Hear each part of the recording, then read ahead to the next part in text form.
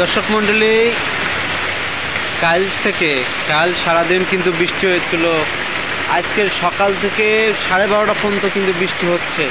সারাদিন হবে কিনা সেটা আবহাওয়া জানে। প্রচণ্ড কিন্তু প্রচুর কিন্তু বৃষ্টি হচ্ছে। সাদা সাদা রশ্মি কিন্তু দেখা যাচ্ছে দর্শক, পানি আর পানির রশ্মি।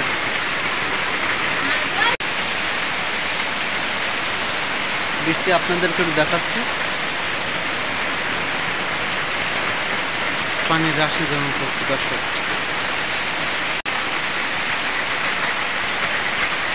গ্রাম অঞ্চলে